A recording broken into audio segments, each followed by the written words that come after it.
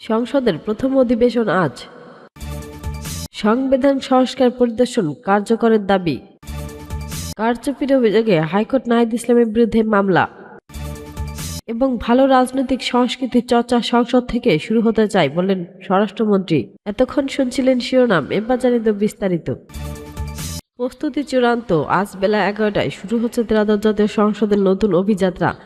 Brother জাতীয় সংসদ ভেঙে দেওয়ার এবং 17 মাস পর নতুন সংসদের সামনে রয়েছেন বহুমুখী চ্যালেঞ্জ। চলছে ঐতিহাসিক নানান উদ্যোগ বাস্তবায়নের প্রস্তুতি। ত্রয়োদশ জাতীয় সংসদ নেতা ও প্রধানমন্ত্রী তারেক রহমানের নেতৃত্বে 2006 সালের পর এবার আবার সরকারি দলের আসনগুলোতে বসবে 12 ফেব্রুয়ারি নির্বাচনে নিরস্কৃত জয় পাওয়া বিএনপি। এছাড়া এবারের প্রথম সংসদে বিরোধী দলের আসনে বসবে বাংলাদেশ জামায়াতে ইসলামী।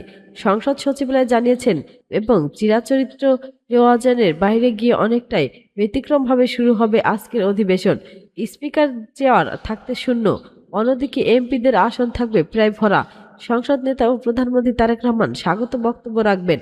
যেহেতু স্পিকার ও ডেপুটি স্পিকার চূড়ান্ত হয়নি, সেজন্য সে সভাপতি করবেন এবং বিধি মোতাবেক তিনি উপস্থাপন করবেন, আহ্বান করবেন এবং একজন প্রবাহী সংসদ সদস্যকে প্রভাবিত করার জন্য যেই প্রস্তাব সমর্থন করবেন আরেক সংসদ সদস্য, অতএব তার সভাপতিতে স্পিকার ও ডেপুটি স্পিকার নির্বাচন করা হবে।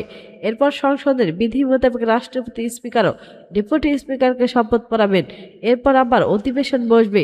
এই অধিবেশনের শুরুতে সভাপতিমণ্ডলীয় চ্যালেঞ্জ চূড়ান্ত করা হবে। এরপর শোক প্রস্তাব ও এরপর আলোচনা হবে। ত্রয়োদশ সংসদ নির্বাচনে বিএনপি মোট 209টি আসনে জয়লাভ করছেন।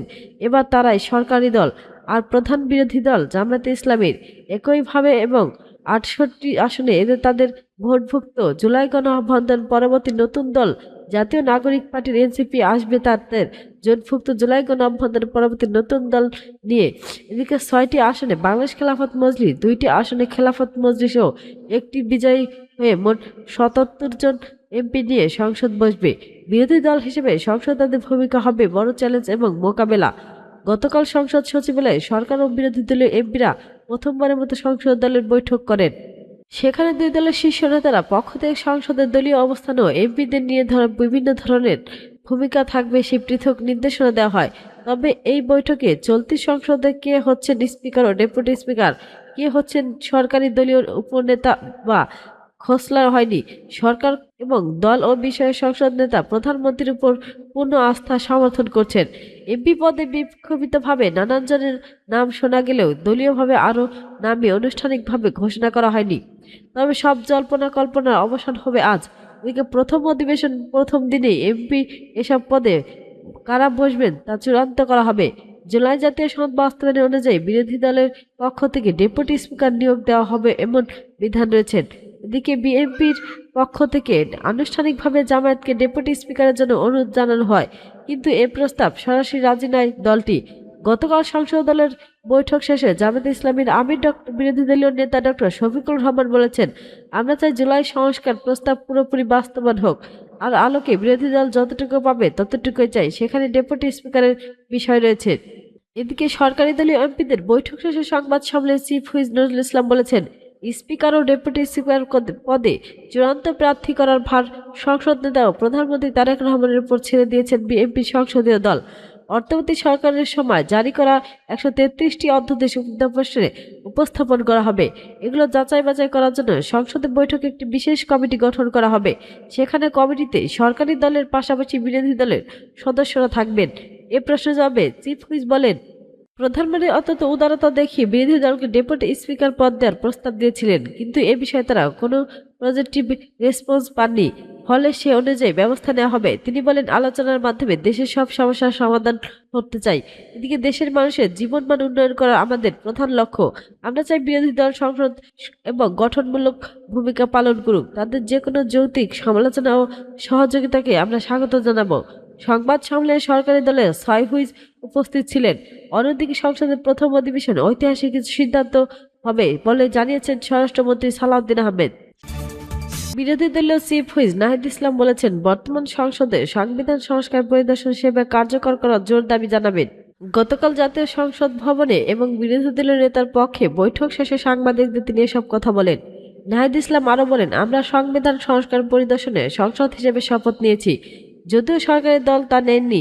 আমাদের অন্যতম প্রধান দাবি হলো সংবিধান সংস্কার পরিদর্শনে শপথ নেওয়া এবং এই সংসদে সংবিধান সংস্কার পরিদর্শন হিসেবে কার্যকর করা। ডেপুটি স্পিকার পদের বিষয়ে তিনি জানান, ক্ষমতাসীন বিএনপির পক্ষ থেকে আসা প্রস্তাবটি নিয়ে কখনো আলোচনা চলমান।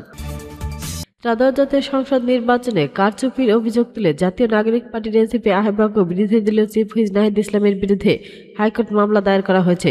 এদিকে বুধবার ঢাকায় 11 আসনে বিএনপি প্রার্থী এম কাইয়ুম এই নির্বাচিত আবেদনে দাখিল করেন।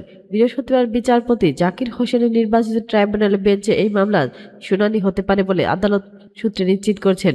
নির্বাচনে অনিয়মের অভিযোগ তুলে একটি হাইকোর্টে মামলা করেছেন বিএনপি ও জামায়াতের আরও 6 জন প্রার্থী। এর মধ্যে রয়েছেন খুলনা 5 আসনে মিয়া গোলাম পারোয়ার, বগুড়া 2 আসনে ঢাকা সুলতান আহমেদ এবং পিরাজপুর 2 আসনে শামীম সাউদ্দিন। এছাড়া চুয়াডাঙ্গা 1 আসনের শফিকুজ্জামান শরীফ, মাদারীপুর 1 আসনে নাদিরা আক্তার এবং নীলফামারী 2 আসনের শাহরিন ইসলাম পৃথক পৃথক মামলা দায়ের করছেন।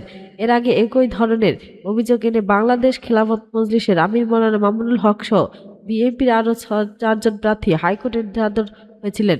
এর মধ্যে রয়েছে গাইবান্ধা 5 আসনের ফারুক আলম সরকার, ঢাকা 5 আসনের এবং নবিউল্লাহ নবী, পাবনা 3 আসনে হাসান জাফির তুহিন এবং কুমিল্লা 4 আসনে সৈয়দ মেহেদী আহমেদ রুমি। এসব মিলিয়ে নির্বাচনের কারচুপির অভিযোগে আইনি লড়াইয়ের পথ বেছে নিয়েছিলেন অনেক প্রার্থী।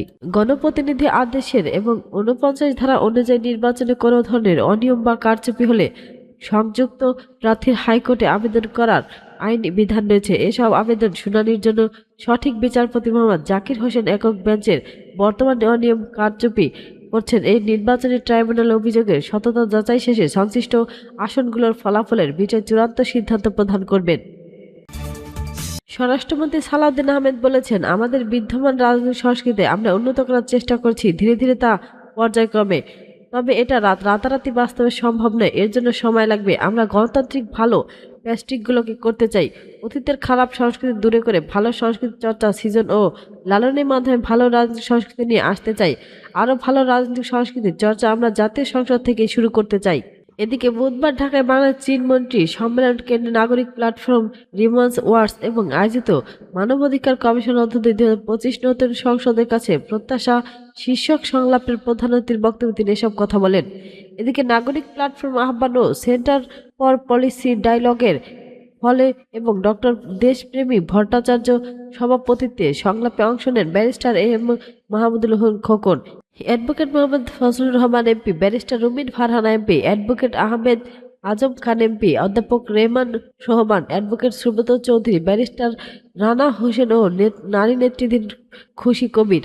এদিকে মন্ত্রী বলেন, যেহেতু ফ্যাসিস্ট রেজিমের আমরা মারাত্মক আকারে মানবাধিকার লঙ্ঘনের ঘটনা ঘটতে হয়েছে, বিশেষ করে রাষ্ট্রযন্ত্র ব্যবহার করে, সেজন্য সেই রাজনৈতিক দল বা জাতি হিসেবে আমরা মানবাধিকার সংস্কারে প্রতিশ্রুতিবদ্ধ। বিশেষ করে সংবিধানে যেসব মৌলিক মানবাধিকার সংরক্ষণের কথা বলা হয়েছে। মন্ত্রী আরো বলেন, দেশে যাতে ভবিষ্যৎ মানবাধিকার লঙ্ঘনের যাত্রা শূন্যতা নেমে আসে, সেজন্য আমাদের ধীরে ধীরে বা পর্যায়ক্রমে মানবাধিকার উন্নয়ন যেতে হবে। রাতারাতি শতভাগ মানবাধিকার সংরক্ষণ সম্ভব নয়।